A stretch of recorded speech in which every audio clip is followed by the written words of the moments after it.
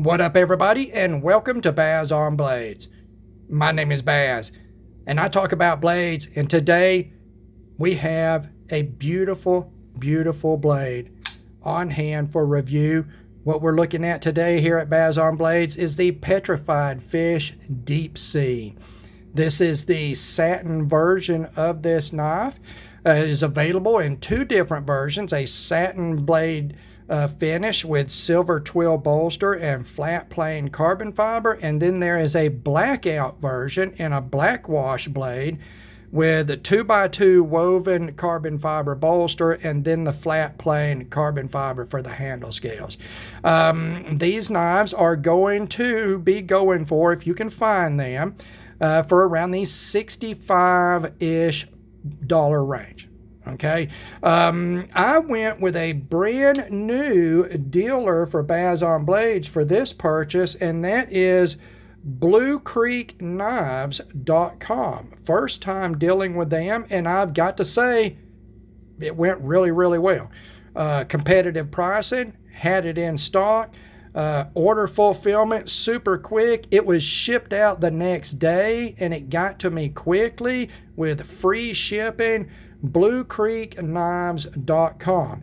So, Blue Creek Knives is apparently it's owned by a guy named Brian Fleck. I do not know Brian, but he is either a firefighter or a former firefighter, and he is very serious about the customer experience. So he must be an enthusiast himself. In the box with this was a form letter thanking me for my business. He gives his phone number where you can contact him directly with any issues, hand signed off on it. That is more than a lot of places do, but that is not all. Also inside the box, I found the Blue Creek Knives sticker, a second Blue Creek Knives sticker, pretty cool, prismatic, sort of silvery, reflective sticker there. That's going to look good on something. And a bag of candy. Topps baseball card bubble gum. I bet it's been 100 years since I've even seen this. I didn't even know they did it anymore.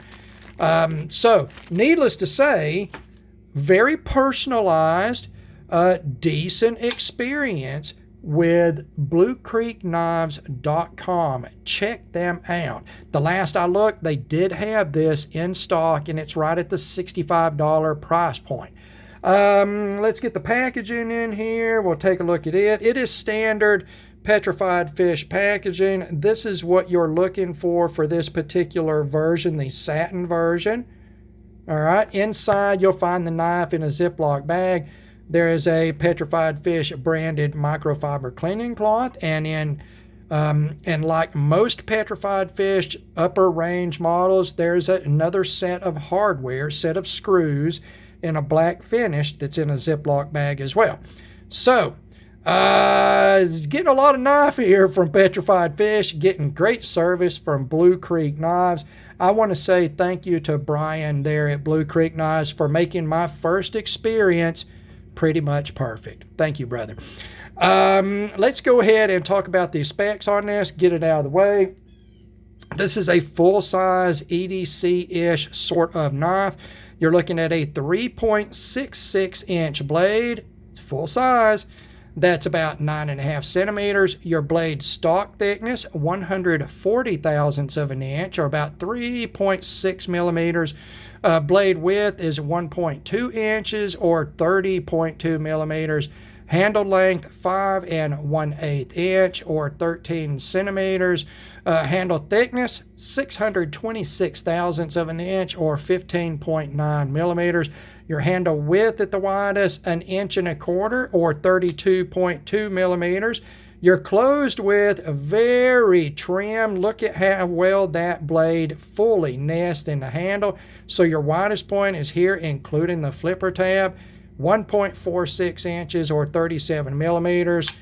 Overall length, 8 13/16 of an inch, or 22 centimeters. Stop pin diameter, heavier than the blade stock. I very much like that. 154 thousandths of an inch, or 3.9 millimeters.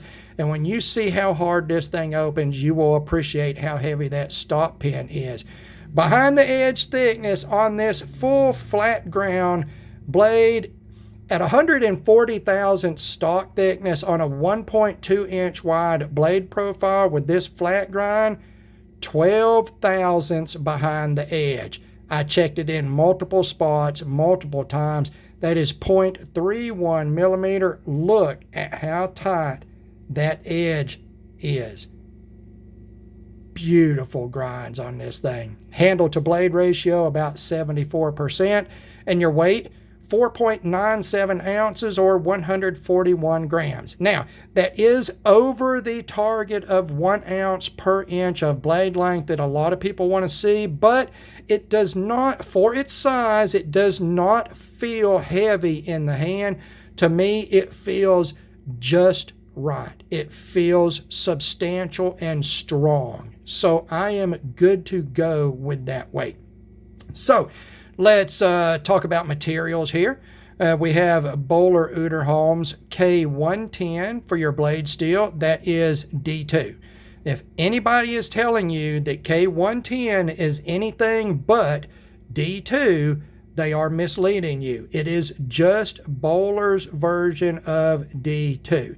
Now, Bowler Uderholm has a reputation for running clean steel, so you're going to get that from their product, but it is always just going to be D2. Petrified Fish says that their Rockwell target for this steel on their heat treat is 59 to 61. At 59 to 61, your edge retention or wear resistance on K110 is going to be good. Impact resistance is going to be decent. And then corrosion resistance is going to be decent. Typically what you will see out of D2 K110 is it will take a great razor sharp edge.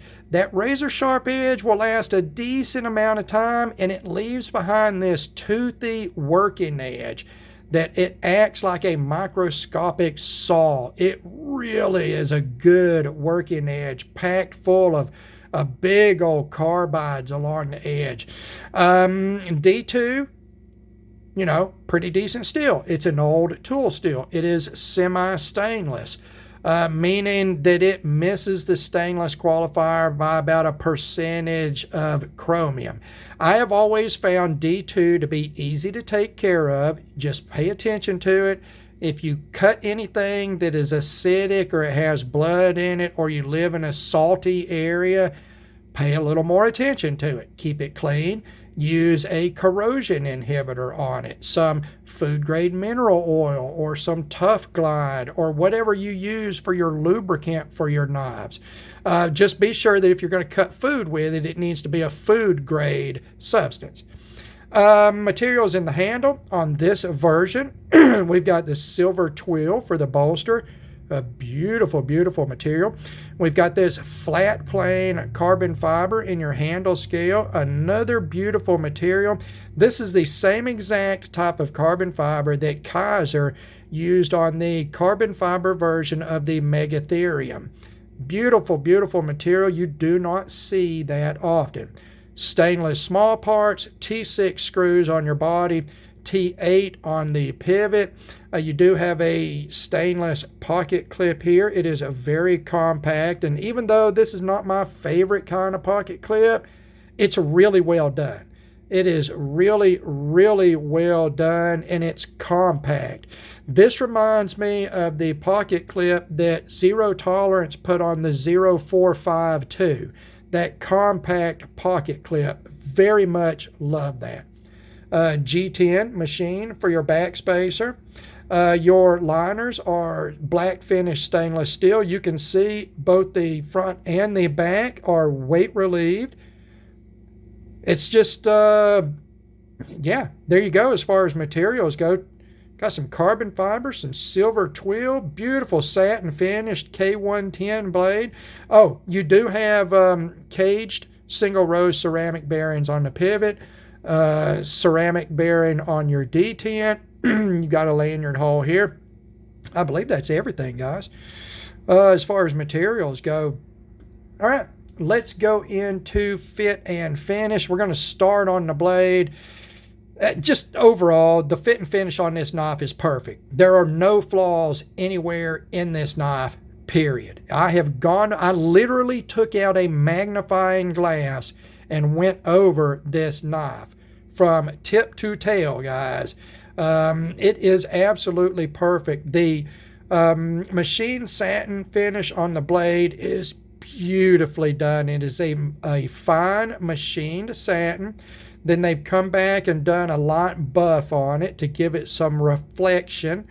I've actually right now got something rubbed on the blade to sort of knock down the bright reflection a little bit so it doesn't mess up my autofocus on my camera. It is very finely done. Look at the joiner lines on the grinds, how crisp they are.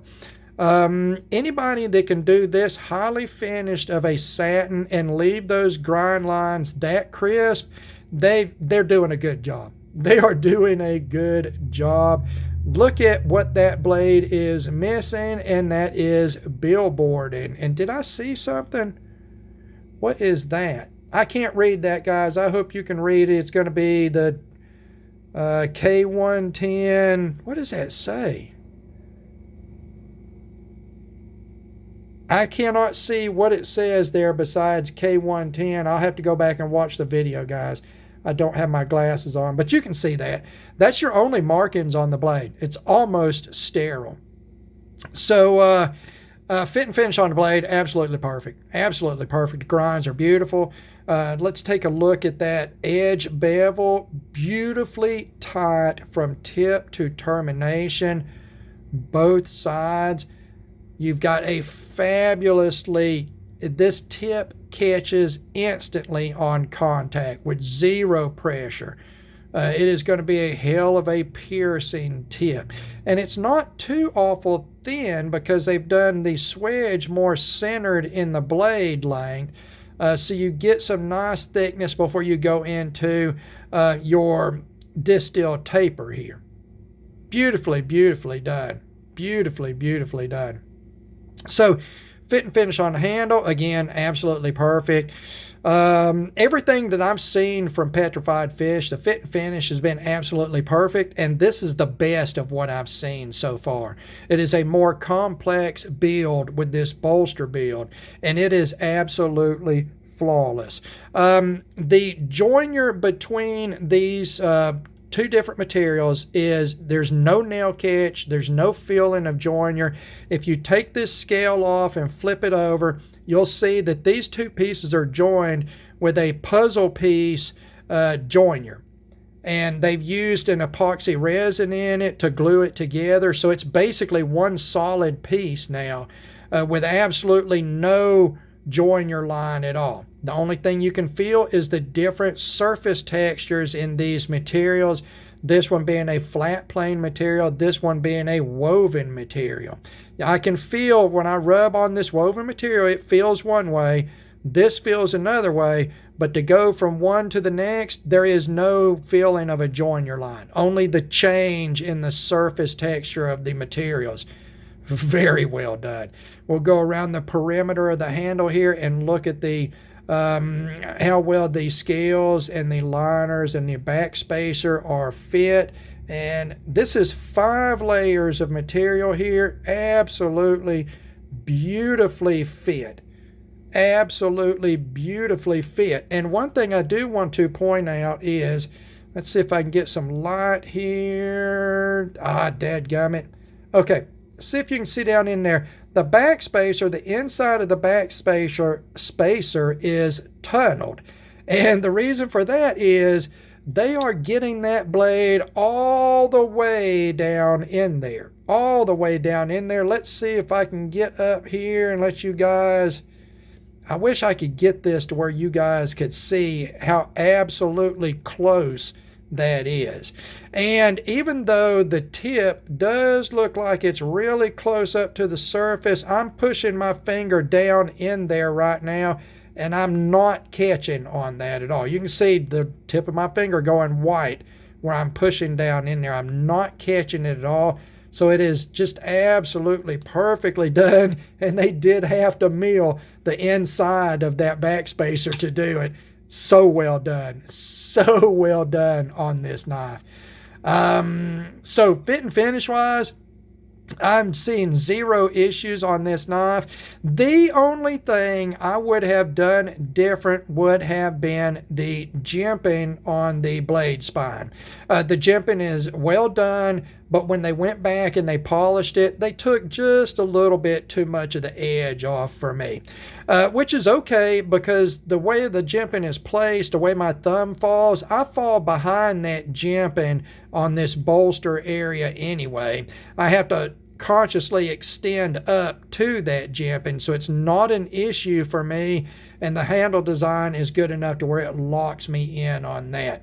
You've got a decent little sharpening choil here / forward choil, and you can use it as a forward choil as long as you are conscious of safety there. You do not want to slip onto this blade because it is absolutely razor sharp.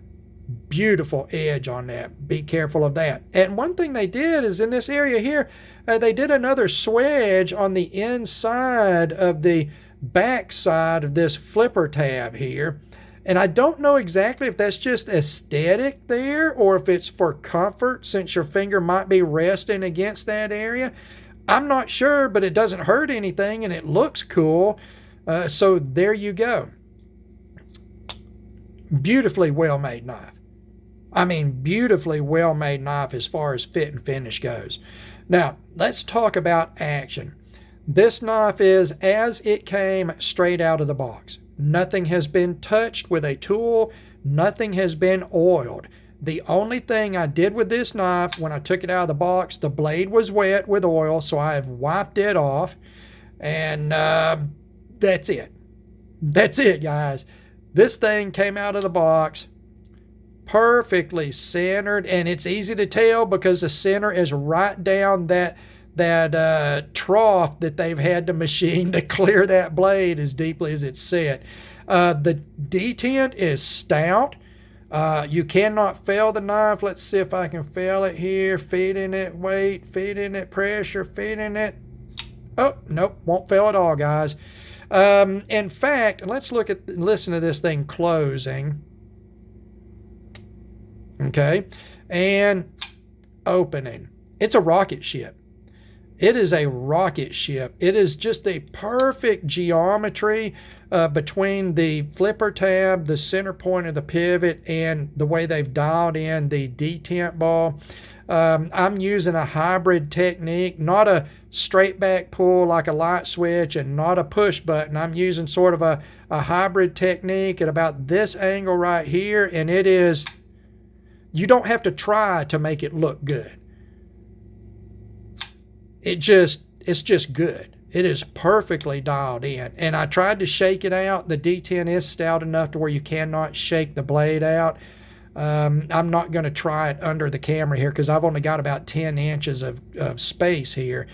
But trust me, it is dialed in as far as action goes. Lockup wise, absolutely rock solid. Of course, there's no play side to side. Again, I've not adjusted on the pivot of this thing. It doesn't need adjusting, and I just don't want to touch it. When you get a knife and it comes out of the box, straight out of the box, and the action is like this, you don't want to touch it. I mean, you don't want to touch this knife, or I don't. I watched another video somebody had where they took theirs apart, so I've already seen it taken apart, guys. I've already seen it. I don't need to see it. I just want that perfect action. And this thing is giving it to me. This thing is giving me all kinds of good right here, guys. I love a trailing point. I love it. I love it. I love something with perfect fit and finish, especially at $65.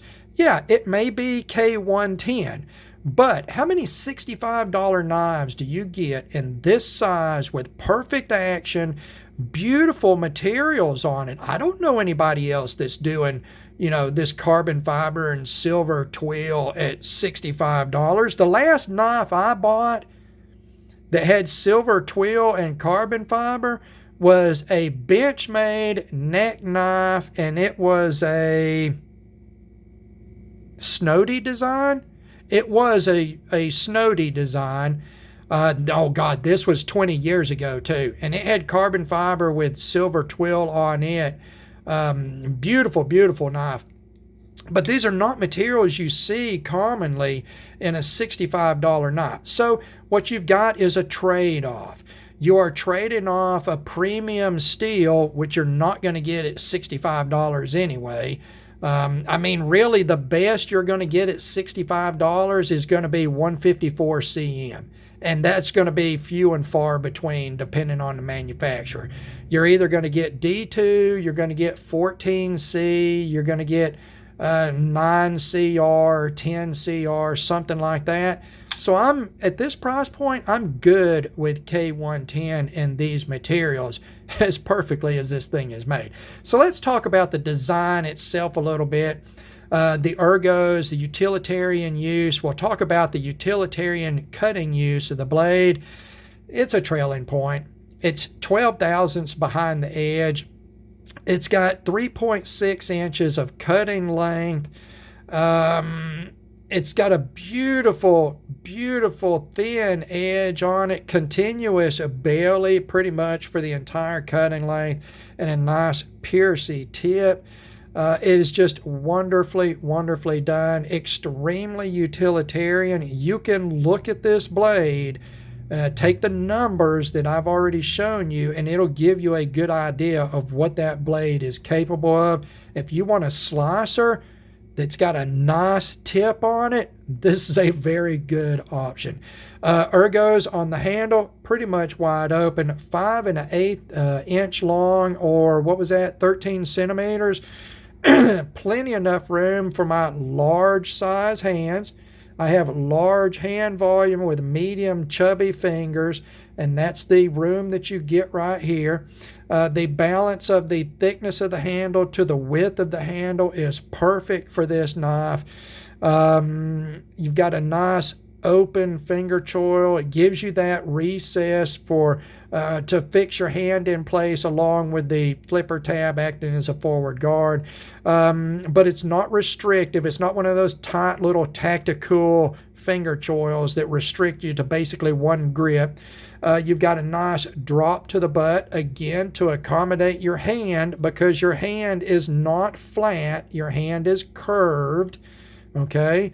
It is just wonderfully made, wide open, fit for multiple grips. You've got a nice flat here on the tail end to butt cap in a reverse grip. I like everything about this knife. I like everything about this knife.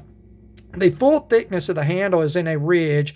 You can see where it's flare machined right here. It machines into a ridge right down the center.